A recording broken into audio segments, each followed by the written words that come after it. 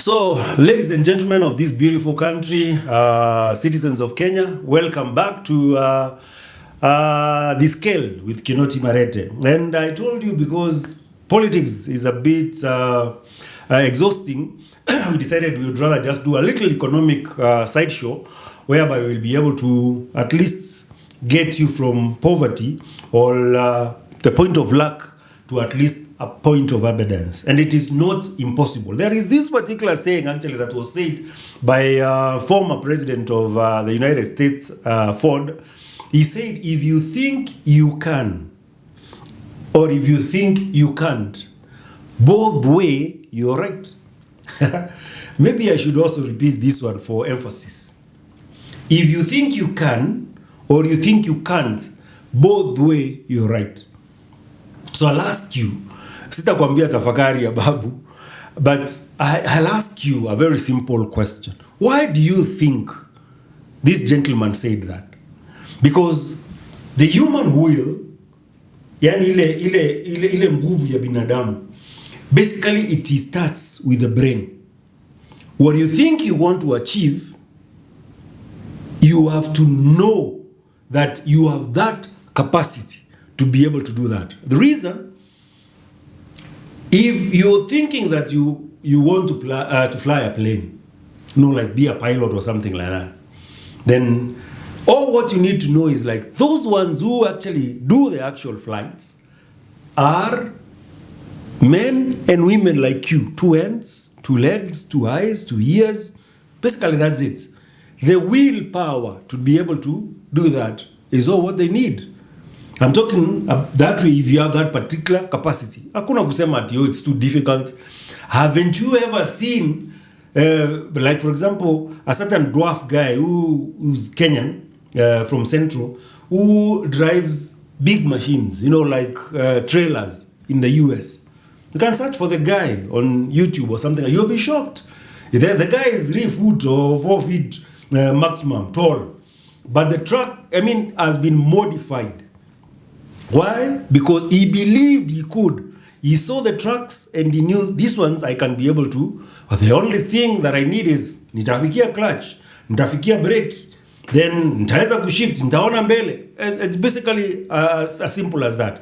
And then you see the sweet thing about life is that there will always be a solution that will solve your problem if you look hard enough.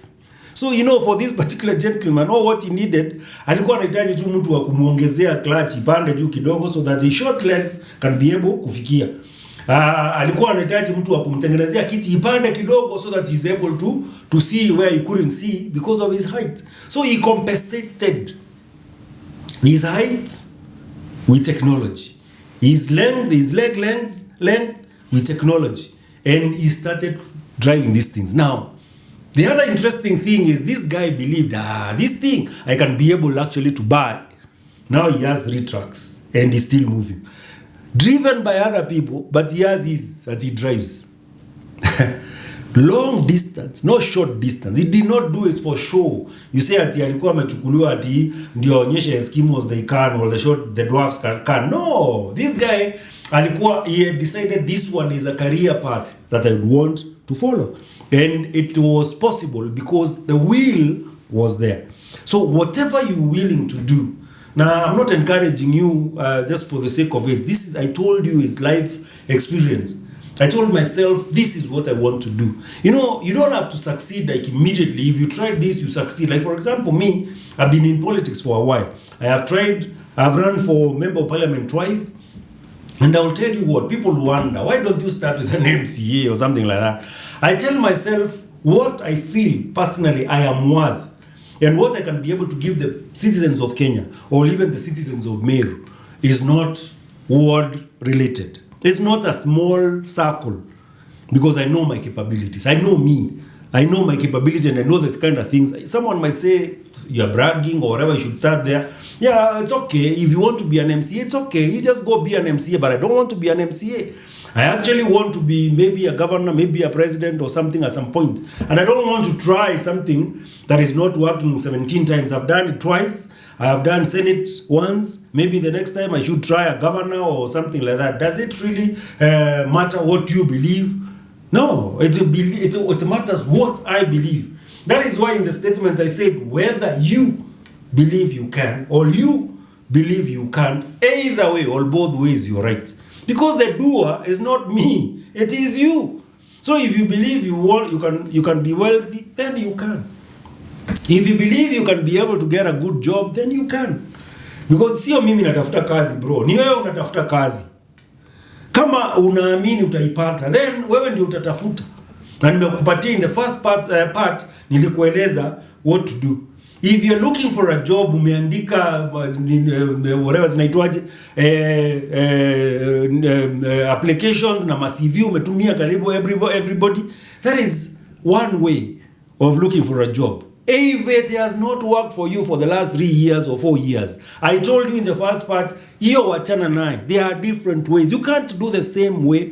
The highest degree of madness is where someone does the same thing the same way and hopes for a different result.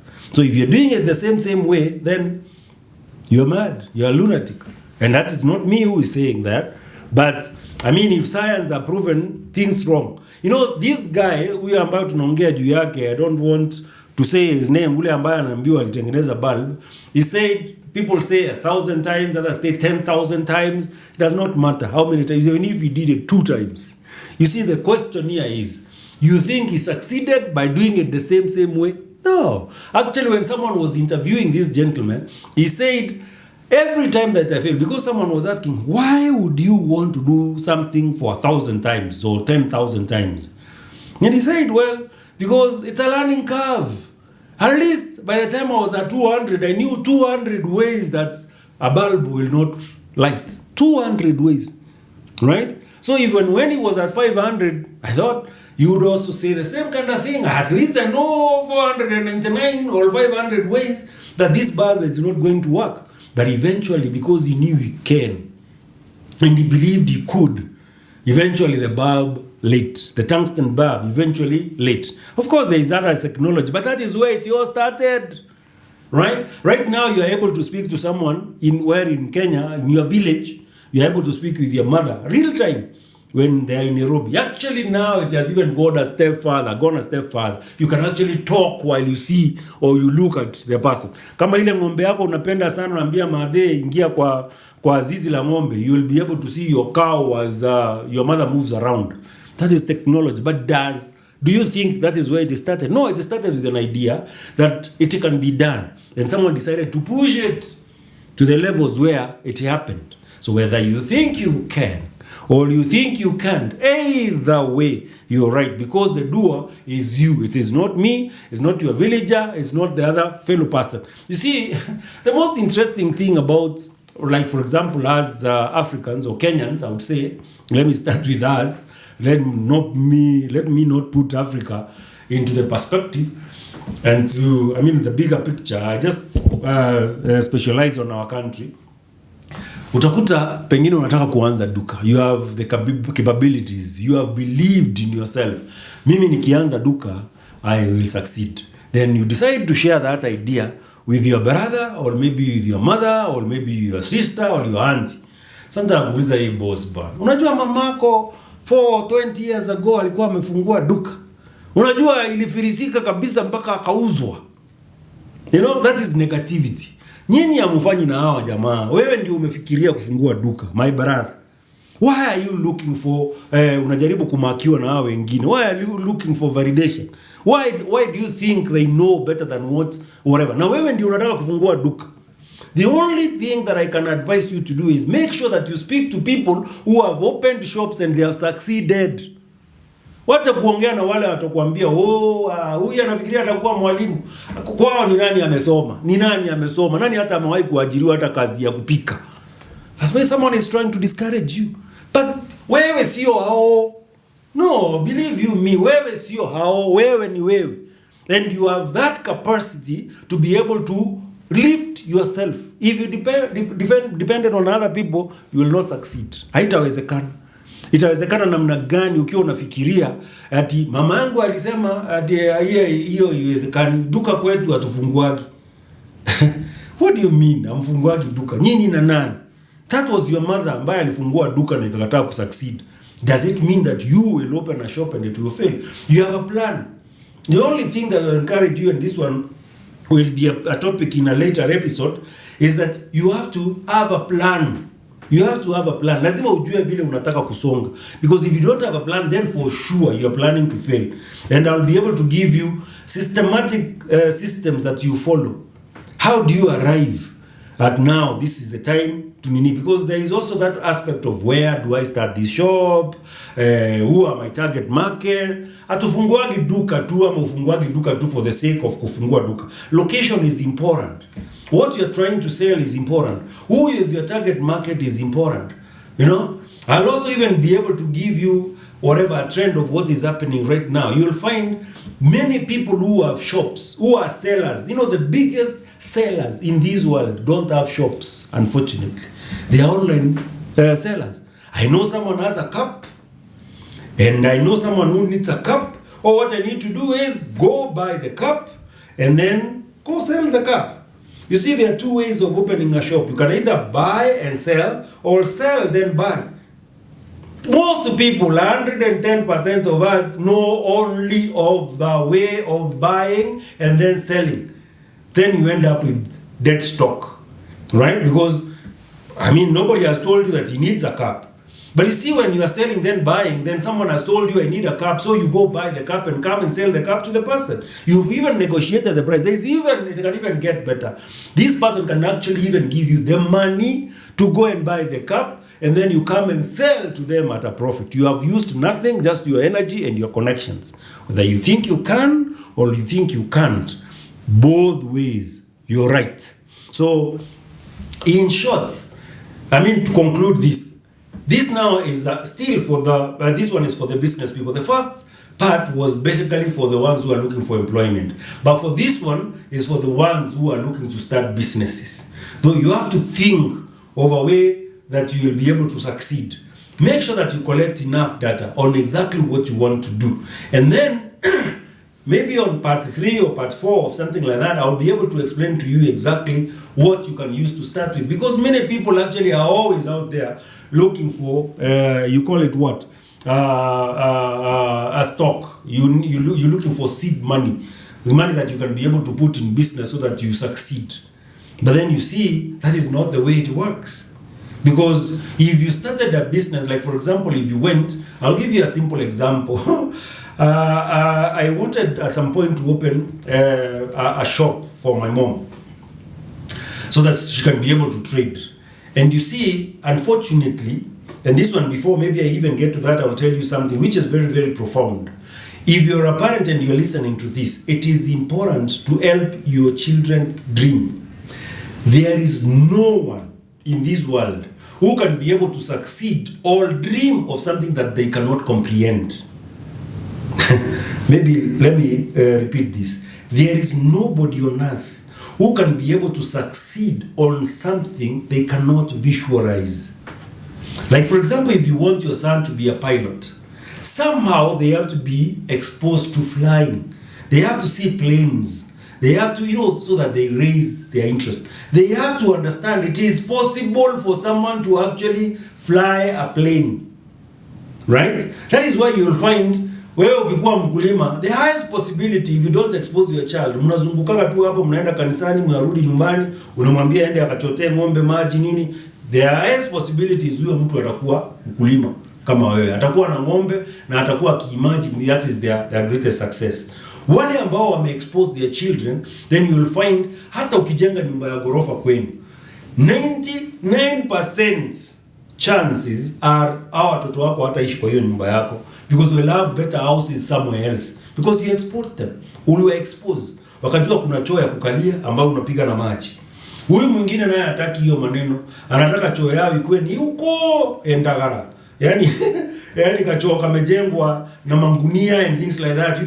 There is no decency in the bathroom. Na hiyo, that is the exposure. Unaona, ndio unakuta sasa saa zingine, and I have nothing, because I come from the region ya Meru. In the larger Meru there is a place ile tuseme kama Tharaka-Nithi huko ndani ama Tigani ya ndani ama Mimenti ya ndani. You will find there are people who don't even own a toilet. Reason being, mkiamka asubuhi, father goes left, son goes right. mnamaliza maneno yenu, mnarudi nyumbani. And they have lived that way for years. Mpaka saa hizi unakuta kuna mahali kumeandikwa no open defecating na imeandikwa na chief na some NGOs ndio watu waweze kutoka kwa hiyo nini, because they have not been exposed even to a pit latrine. Unaona, wameonyeshwa tu wamekuwa wakiwa exposed, wanaambiwa wewe choo ni ya kichakani. You know, that is what I'm talking about. Beba mtoto wako mzazi. Make sure that they go to towns, waone kuna magari and all those kind of things. Stop showing mtoto wa kwenu the only gari ya ng'ombe ile iko kwa mtaa, or maybe that old Ramsha Kolamba it's owned by a neighbor of yours, unaambia nani hapo na gari. Endo muonyeshe hiyo ya nani si gari, my brother. Inaweza tusaidia tukiwa huku, but magari yako. Ukimtoa akanyage barabara tu, mtoe huko reserve, mlete barabarani, atajua kweli kuna magari. You will be disappointed. Kwa sababu I have when I'm a small boy, akiona lori, because maybe hajaiona lori, anasema gari kubwa, you know, things like that. So with time, with that kind of interest, ataanza kujua kuna Prado, kuna Benz, kuna Probox.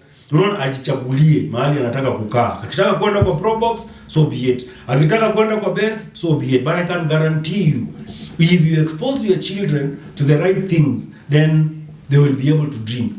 There is nobody, again, on this earth that can be able to go beyond what they can be able to see, visualize, or dream. Lazima uhakikishe umewapeleka kwa those kind of levels. That's the only time that you will be able. So parents, tafadhali, toa watoto waende waone hizi vitu. Wacha waweze kuvisualize on those kind of things. Kama ni biashara, wacha someone aweze kuvisualize on that particular whatever. Aone a big business, but then you have to remember, you have to start small. So gentlemen and ladies, I think I don't want to delve a lot into that particular part, because you'll get more information in the other remaining parts. So I would say this one is beneficial to you, and if you follow this series to the end, I can guarantee you, your life will never be the same again. Something will change, something has got to give somewhere. Whether you think you can, whether you think you can't. And that is not me saying, actually.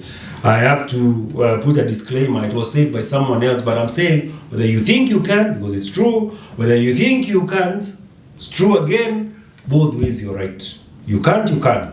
It's you who's doing it. So if you think you're defeated, fine, you're defeated. Because what can I do about it? It's you who thinks you can't, right? So there is nothing that I can do about it. Otherwise, this one is a scale with Kinoti Marete. You can like and subscribe. You have your own opinions or maybe a question or two. Then you can leave the message there and I'll be able to read it, and I'll be able to answer you back. God bless.